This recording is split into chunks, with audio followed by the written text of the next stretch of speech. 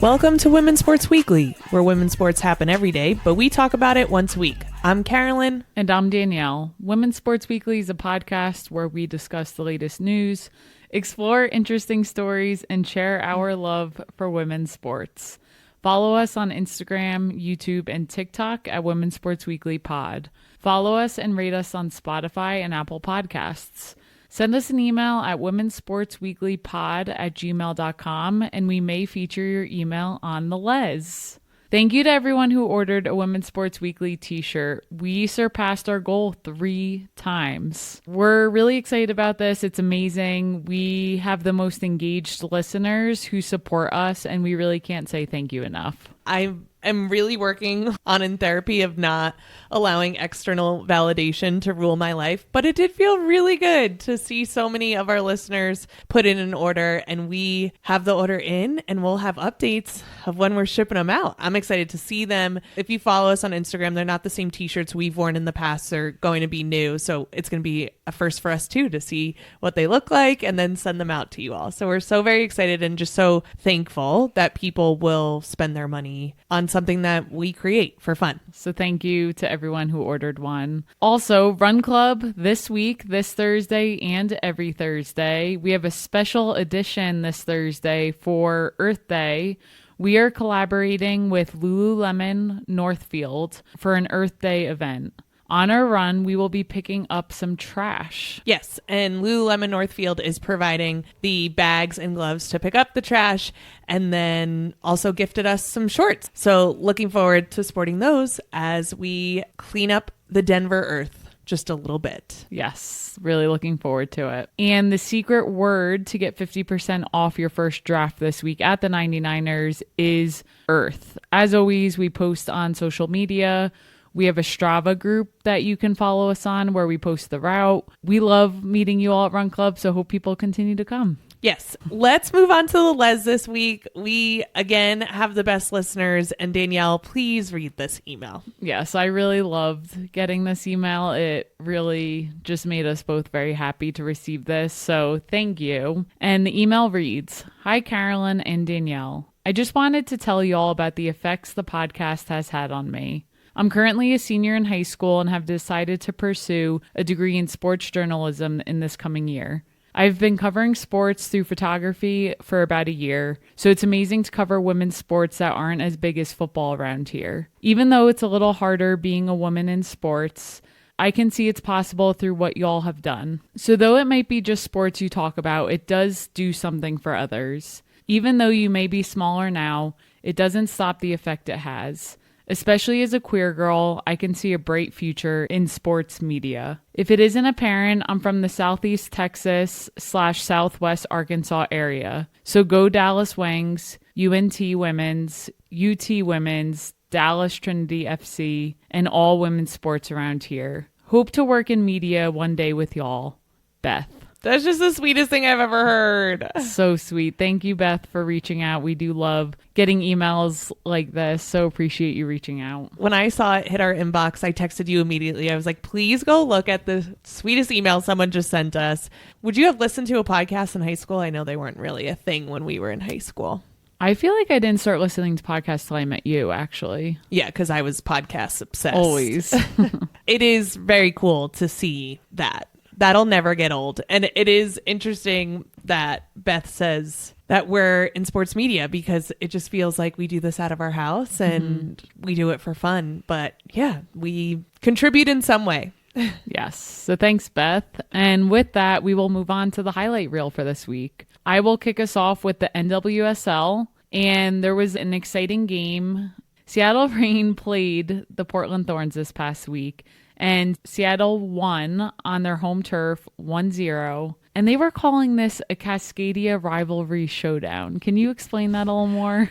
It's one of the, if not the best rivalry within the NWSL, and it's always between the Seattle Reign and the Portland Thorns. It's because they're only, I believe, 174 miles apart, and I need to fact check this, but I think Cascadia refers to the mountains. Yes, named after the Cascade Range, which is a mountain range in the area. This rivalry goes way back. So if you think about the Seattle Reign, the Megan Rapinoe days, Jess Fishlock, who's still on the team but didn't play in this game, versus Christine Sinclair on the Portland Thorns and Becky Sauerbrunn, it was a really intense matchup, and that's why it's called the Cascadia Rivalry. Thanks for providing that background. And definitely did feel like there was a lot on the line for this game, just how competitive both teams were playing, and was a fun game to watch. So rookie Maddie Dahlin scored in the 4th minute for the Seattle Reign. So this was a very quick goal to start off. She received a pass from Lynn Viandolo and then was able to cut inside and scored in the low far right post. This was her first pro goal, so very exciting for the rookie. This was also Lynn Biandolo's first start with the Reign. She has been with the Gotham prior to the Reign, so new to this team. Was her first assist ever for the Reign as well, but with this assist, she is now tied for the all-time NWSL assist record at 31 assists. She just stays on top of all of the record books in the NWSL. It's really amazing to me, her longevity. She's just always been a fun player for me to watch out on the field, whether it's through U.S. Women's National Team or NWSL. So really cool to see her get that record. If you're in a foot race with her, good luck, because she is getting to that ball first. For sure. So Maddie Dahlin also continued to bring nonstop energy all game, and she really made life tough for Portland's back line. As you know, the game ended 1-0, so there were no other goals scored throughout, but she just put a lot of pressure on the back line throughout the game. Seattle's goalie, Claudia Dickey, had a standout night in goal. Going into halftime, Lynn Biandolo also had 2 solid chances to score. One shot, we screamed when this happened. It literally looked like it was about to hit the side post, but it scraped the side net. You even said, did that not go in? I thought it went in. It was so close. So definitely put on a lot of pressure in the first half. But I have to say, Portland Thorns came out really strong in the second half, and they dominated with 72% possessions. Yeah, which I feel like happens sometimes when a team goes up, especially when they're just trying to hold on to it, that they're just like, okay, we're going to sink back and we're going to play defense. It's not my favorite strategy, but it worked here. Yeah, I mean, they also had 5 shots on goal, but as I said earlier, Claudia Dickey had a great game. She finished with a shutout. Seattle Reign also continued to push late in the game. They had subs come in, Emery Adams and Ana-Maria Crnogorcevic. First of all, her name is Ana-Maria. What did I say? Anne-Marie. I got so scared. I tried so hard with this name. Crnogorcevic. Okay, should I try that again? Seattle Reign continued to push back late. They had subs Emery Adams and Ana-Maria Crnogorcevic. Ana-Maria.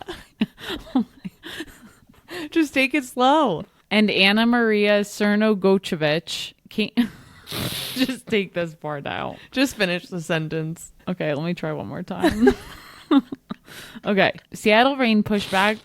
Carolyn, please, I'm sweating now because the heat is on. I know. Why is it on? Oh my God, I don't know. Okay. Seattle Reign pushed back late with subs Emery Adams and Ana-Maria Crnogorcevic in the 86th minute. It only took us 15 tries to get here. Here we are. Okay, you know I'm bad with names, and I might be undiagnosed dyslexic, and I'm not making fun of dyslexic people. I really do think I am. So I say it all the time. Please don't be rude to me. I'm sweating. Crnogorcevic also took a shot that hit the post, and her and Adams just put on late pressure at the end of the game, but again, stayed 1-0. So overall, very high energy rivalry match. A few things to note is the Portland Thorns welcome their goalie, Bella Bigsby, back after missing the 2024 season while she was out on maternity leave. They were showing pictures of her and her cute little baby on the screen. And she had like an axe in her hand and a baby in another. It was the most Portland thing I've ever seen in my life. And the baby just had a little Everyone Watches Women's Sports t-shirt on. It was very cute. So cute.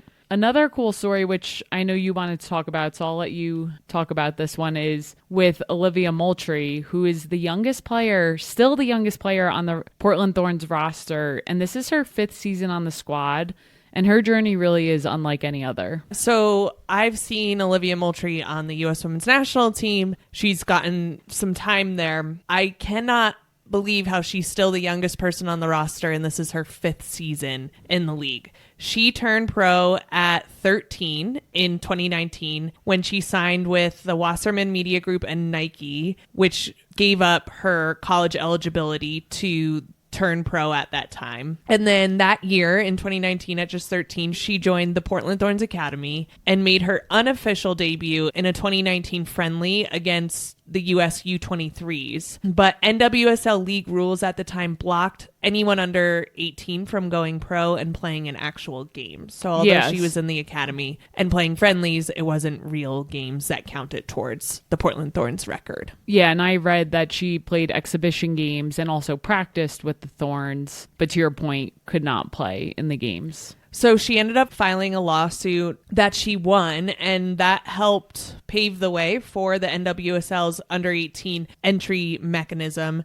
And now we see so many pro players in the NWSL who are under 18. Yeah, and with this, she was able to officially sign with Portland at age 15 and start playing at that time. And that was in 2021. Yes. She was 15 in 2021. So what does that make her now? 4 years later, she's 19 years old. Crazy. She looks older too. Like, she's strong. Like, yes. It amazes me that soccer, you see pros at such a young age, because I think about basketball and that's just not realistic. I don't know. It just blows my mind a little bit. Yeah, because you can be shorter in stature for soccer and still be very good. So where I think puberty helps a lot for basketball players to get that height, it's not as necessary in soccer. I do question, it's hard. Yeah. 13-year-old playing with a 25-year-old. The 13-year-olds can't even get ready in the same locker room. You can't get ready in the same locker room until you hit 18 because which makes sense. Obviously, you're an actual child. And I just am like, if you have the talent, yes, I want you to make the money and do that. And also I'm like, I feel like kids should be kids just a bit. But I don't know if kids who are on the pro soccer track are ever really kids. Yeah. Like, there are pieces where they're just super regimented and that's what they do. I don't know. I struggle with it. I think people should be able to choose. I wonder how much choosing you can do at 13 years old when your brain is still really developing. It is interesting. She's made an impact, though, for the Thorns from a young age. She helped them win the 2021 NWSL Shield, Challenge Cup, and International Champions Cup. And then in 2022, the NWSL Championship. So that's pretty amazing at age 15 to be able to do all of that. She also earned back-to-back nominations for U.S. Soccer Young Female Player of the Year and won the award in 2023. She already has 2 goals and 5 appearances with the U.S. Women's National Team, although we haven't seen her much on the roster lately, and helped the squad lift both the 2024 W Gold Cup and She Believes Cup. Yes, so very cool. Looking forward to see what she continues to do throughout her career. Clearly, she still has quite a career ahead of her. It's so interesting that she's a veteran compared to Maddie Darlene, who is a rookie this year just out of college. It's just crazy to me. Yeah. All right, let's get into another highlight. So NCAA Gymnastics finals occurred this past Saturday. It featured 4 teams: Oklahoma, Utah, UCLA, and Missouri. One thing I have to say about this is when we were watching, I was like, this is so chaotic. It is. To paint a picture of what you're seeing on the television, and I can't even imagine being in the arena and trying to follow all this. There's 4 different events, and each team is doing one of the events, all different events, at the same exact time. Yes. And on the screen, they're pulling in and out of different events. They have 2 events side by side, 2 different teams. The announcers are somehow managing all of this. I have no idea how they're doing and that. I said to you, like, this is chaos. So you could, and they had this on ESPN, you could go to a team's page. You could watch just one team on ESPN, and they had certain broadcasters for each team. So if you just wanted to focus on Missouri, you could just watch them and then hear about how they were stacking up against everyone else. That makes sense. And obviously we wanted the full coverage, so I'm not saying it was bad. I'm saying it gave you what you wanted to see. It was just chaotic. I was like, how are they managing all of this? I don't know. So the road to get here, let's just talk briefly about the semifinals, because number 7 Missouri beat Florida to reach the program's first ever national championship thanks to Helen Hu's winning beam routine. She was amazing on beam, and then afterwards she did a little worm as a celebration. She's known for her celebrations after, and took Mizzou to their first national championship. The other interesting thing that happened in the semifinals is that number 4 Utah and number 5 UCLA beat last year's national champions, number 1 LSU. It came as a shock to everyone, including LSU. This also meant that last year's all-around champ, Haley Bryant, was not going to be able to go for an all-around again. So in the finals, like we said, was Oklahoma, Utah, Missouri, and UCLA. This really came down to UCLA and Oklahoma. Oklahoma was ranked number 2, and Oklahoma and UCLA were tied after the first event, but then Oklahoma just went on a roll. Oklahoma has the all-around winner for this year, Jordan Bowers. She's just so solid. And UCLA has Olympian Jordan Childs, who won the uneven bar event for individual awards. It did come down to the last event, but there were a couple of missteps by UCLA on the beam, and that was UCLA's last event. And the beam is just notoriously so difficult. Like I mentioned, Oklahoma was solid. They were able to just be very consistent, and they took home the national championship. UCLA came in second, Mizzou came in third, and Utah came in fourth. Oklahoma has won the last 3 out of 4 years, and actually the last 4 out of 5, but they didn't play during COVID, so this is spanning back to 2019. So they're just dominant. Congratulations, Oklahoma. You're NCAA national champions in 2025. So Danielle, you mentioned that it's a little bit confusing to watch gymnastics, but you also seem to have a relationship with gymnastics that I have with lacrosse. And I want to know, what's your beef? I don't necessarily have beef. I would just say it's hard for me to watch. I think the floor routine particularly is not my favorite. I'm amazed by all the gymnasts. I just want to say that right now. I cannot do a single thing any of them do. It's incredible what they do with their bodies, how they throw their bodies in the air. The judging gets to me a little bit because the points, it's not like scoring a goal or scoring a basket where the points are what they are. I feel like the judging is very subjective, and it takes so long for the score to go on the board, and there's so much going on that I just feel like it's just hard for me to pay attention to. The scoring is difficult because 4 people are going at once at 4 different events. And if one person finishes first and gets their score, they then, it looks like, hop into the top spot and that they're winning. But it's only because they have more people who went in that event. And so I wish they did make it a little bit more clear about where they are in the score, what the scoring means, and what it truly means. Like if someone is 10 points ahead, it's not because they're 10 points ahead. It's because one more person went in their rotation. Yeah. And then you have the commenters saying, oh, well, that misstep could have a negative connotation to the score, and it could be 0.75 off. It could be this.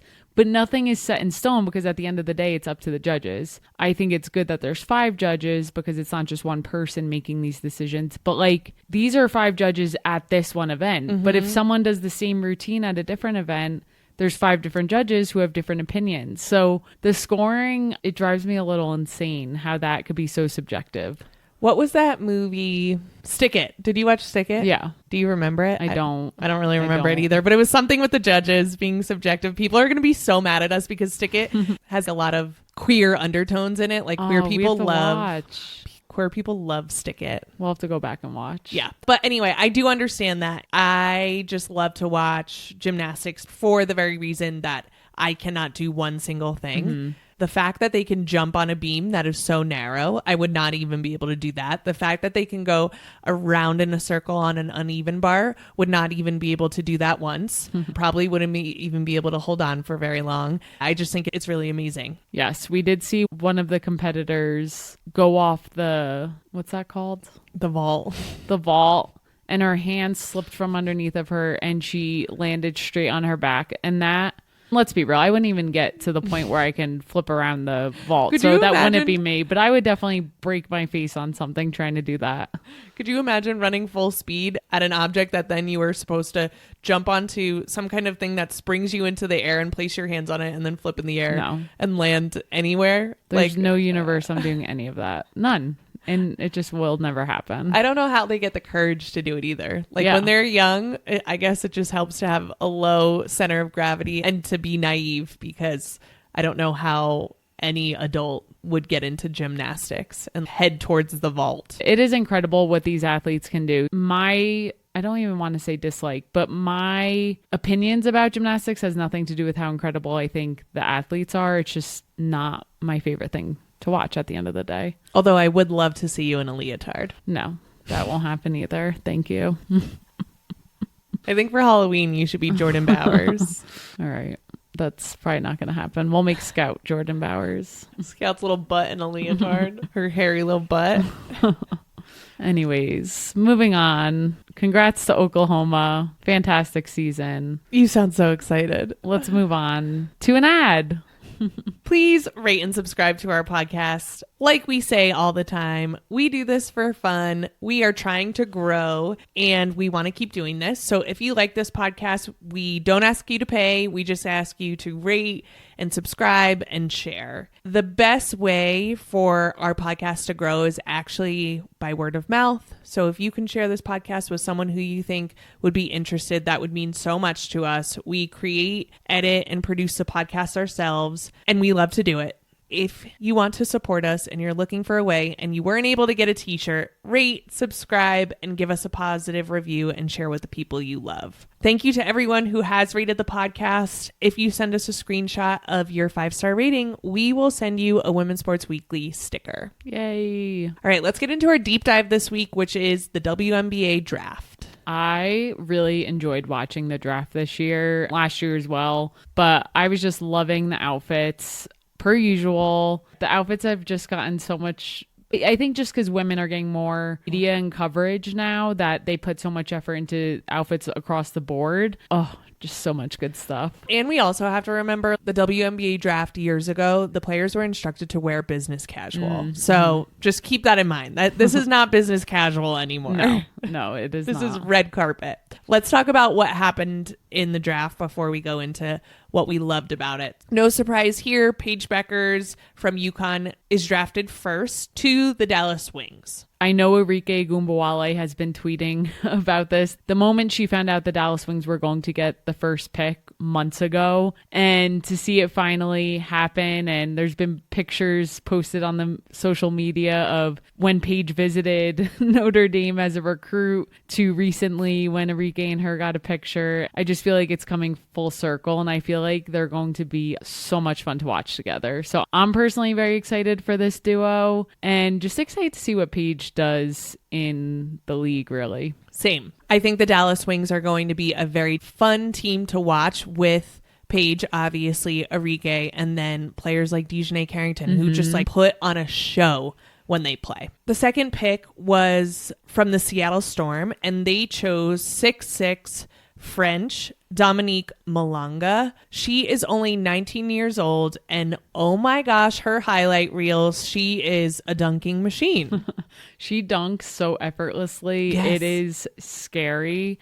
I don't know if you saw this, but Rakia Jackson, I don't know if it was a tweet. It was all over Instagram, and she said something along the lines of, "Dear Lord, don't let me be the first WNBA player to get dunked on." And then Sydney Colson responded and said, "Dear Lord, please let Rakia Jackson be the first WNBA player to get dunked on." And I was laughing so hard when I saw both of those. I love that Sid Colson just is a WNBA troll. Like that is her job, is to just troll every single person in the WNBA. So funny. Excited to see what she does in the W. And whew. As a number 2 pick, they are calling her the female Wemby. Yes. The Seattle Storm didn't even necessarily need a big. They were just not leaving her on that draft floor. 6'6" is no joke, so we'll see what she does. The number 3 pick was for Sonia Citron from Notre Dame, who went to the Mystics. I was very excited about this, obviously. Loved when Holly Rowe trolled Sonia Citron's boyfriend. Oh, yes. Her boyfriend plays for the NFL, and she said, just so you know, Sonia got drafted higher than you. And I just love it. And you know I love Sonia Citron. Yes. And she looked 10 out of 10. Yeah, we'll get into that. The number 4 pick was Kiki Iria-Finn. She also went to the Mystics, so the Mystics did some cleaning up here at the draft. And then Golden State had the number 5 pick, and they stay making international picks. And they take, I'm going to try to say this better than Kathy Engelbert, they took Justa Jochita from Lithuania as the number 5 pick. I want to get into some surprises from this, but the Valkyries are just a little bit confusing to me. I don't know exactly what their plan is, but I just don't know if they're trying to keep their salary cap low. A rookie, no matter what, has a low salary to start their rookie year.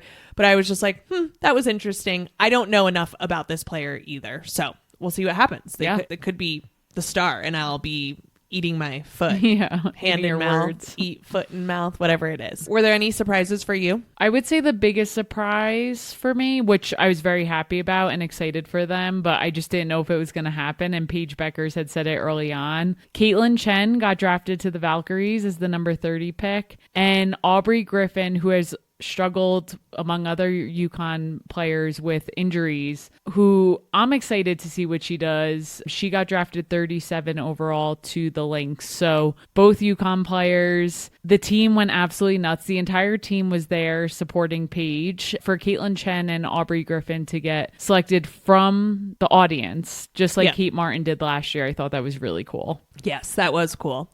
I was also surprised that Anissa Morrow was left for so long. She was a number 7 pick overall. I would pick her up so quickly. Yeah.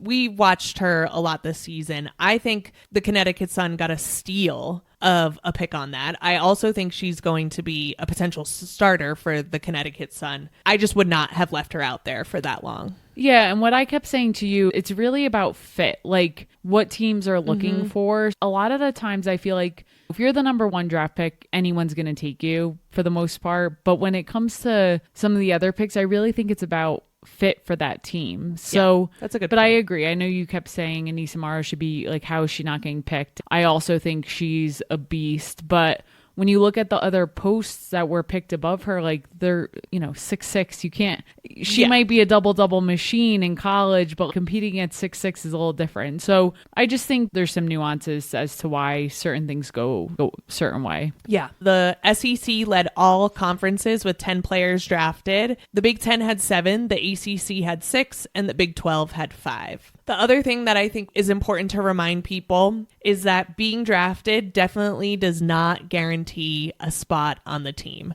Yeah, that's always a tough pill to swallow. It's like you still have to try out and practice and show that you are supposed to be there. And on top of that, not being drafted doesn't mean you're not going to make a team, because what happens now is that they invite a bunch of players to training camp and they give them a shot. For some players, it's the shot that they need and they end up making a team. And then for some players who are drafted, it becomes clear that maybe someone else is a better fit and they may have gotten drafted, but they don't make a team. In the next few weeks, we should start hearing like who gets waived, who's staying, and rosters will be set before we know it, because the WNBA is going to kick off soon. So I really am excited to see what the final rosters are. I just also think this draft day is just such a great event. Everyone's so happy and looks great. So now let's get into my favorite part, the outfits. Yes, let's do it. So for me, Zaya James was the best dressed and the best look of the night. She was drafted 12th to the Dallas Wings. She had on black pants and a black top, black sunglasses, but it fit her so well. And her makeup was so on point. I just saw everything about the way she looked was perfect. Yeah, she really did look great that night. Had a great fit. It's just fun to see these players express themselves in a different way as well. Sonia Citron, as we mentioned, amazing outfit. It was like a blazer top, super low cut. She had on these cute little socks, to go with her shoes. Her hair looked great. She's so soft spoken, but I was like, she looks really good. Yep, for sure. And then we have to talk about Paige. Paige had 2 outfits. The first one was purple. Was it brown? I couldn't really tell. It was kind of sequined. It looked great. And then her second suit was all black. Again, a deep cut. She kept covering.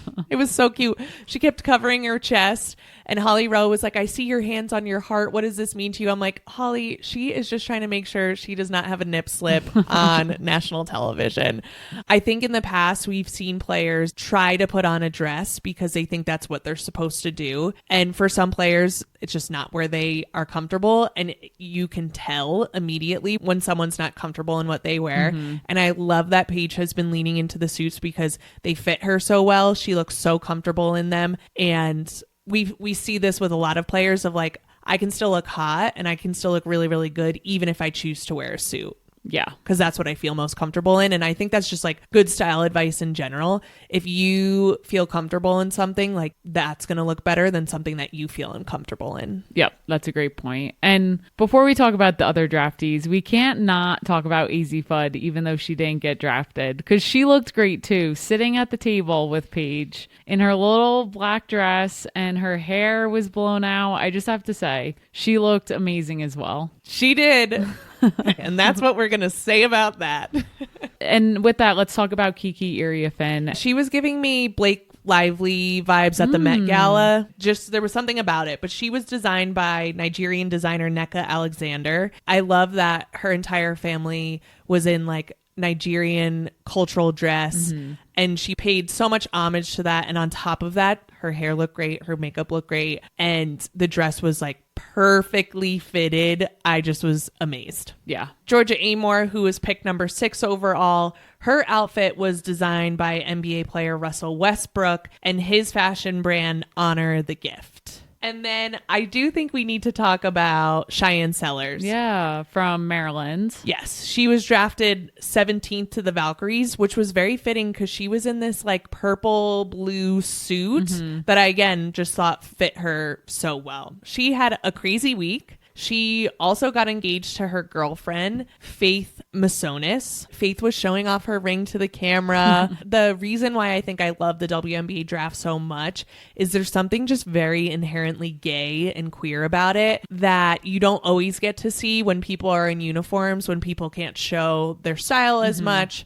And where I do still feel like on national television, there is this apprehension to share about people's sexuality if it's not heterosexual. There's just something so inherently gay about, like, you can't take away from it. You're just like, yep, there's gayness here. There's queerness here.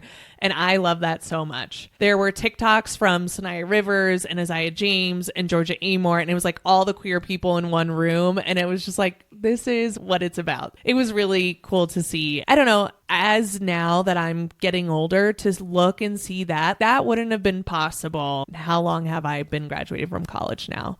Over 10 years ago. It wasn't what was happening. It's so cool to see now. I always say the moment someone comes out is the moment they get hotter because they start to dress the way that feels comfortable to them and feels more aligned with them. And I just think we saw a lot of that at the WNBA draft. For sure.